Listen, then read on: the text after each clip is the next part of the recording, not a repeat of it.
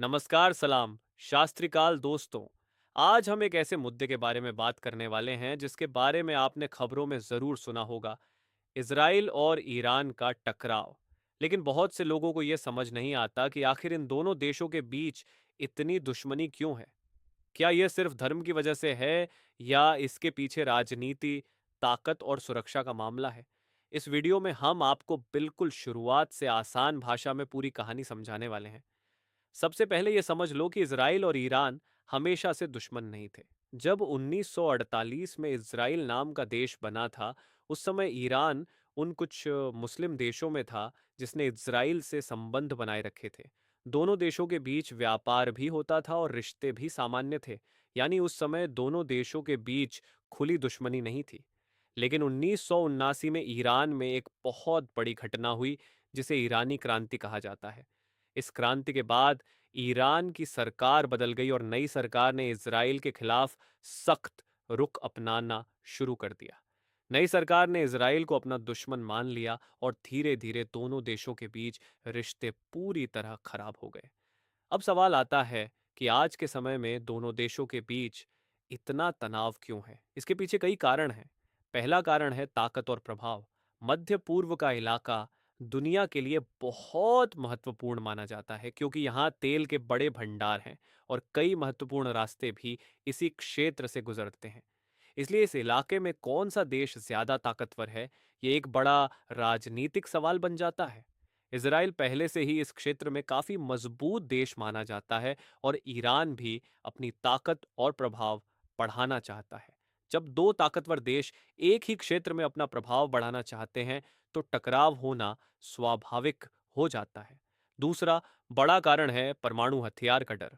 दुनिया के कई देशों को यह चिंता रहती है कि अगर किसी देश के पास परमाणु हथियार आ जाए तो वह बहुत बड़ा खतरा बन सकता है।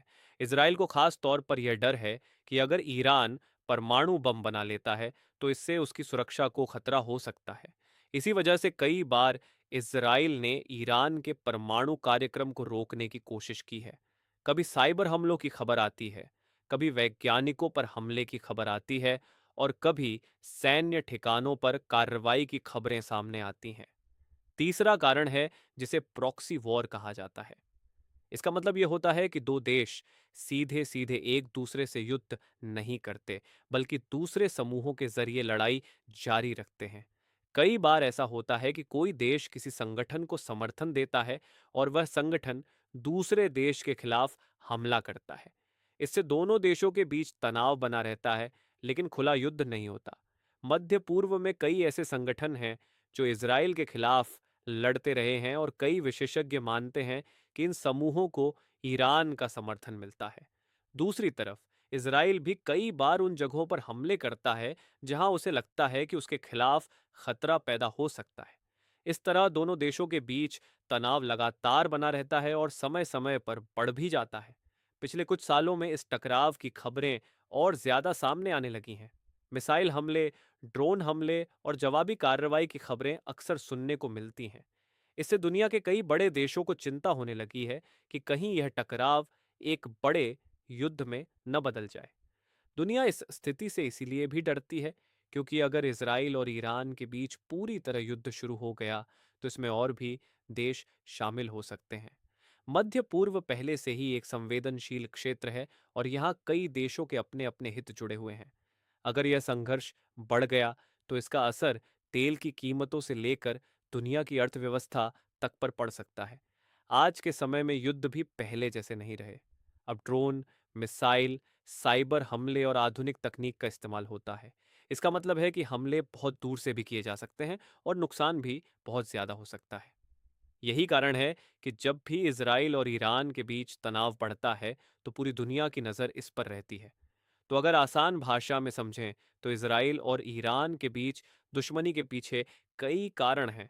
राजनीति, ताकत, सुरक्षा का डर और क्षेत्र में प्रभाव की लड़ाई। पहले दोनों देशों के रिश्ते सामान्य थे, लेकिन 1979 की क्रांति के बाद हालात बदल गए और धीरे धीरे यह तनाव दुनिया के सबसे खतरनाक संघर्षों में से एक बन गया। इसी वजह से आज भी दुनिया के कई देश और संगठन कोशिश करते रहते हैं कि यह टकराव बड़े युद्ध में न बदले और बातचीत से समाधान निकले। क्योंकि अगर यह संघर्ष बहुत ज्यादा बढ़ गया तो इसका असर सिर्फ इन दो देशों तक सीमित नहीं रहेगा, बल्कि पूरी दुनिया पर पड़ सकता है। ये वीडियो अयान के द्वारा प्रस्तुत की गई है, तो और जानकारी के लिए चैनल को सब्सक्राइब करें।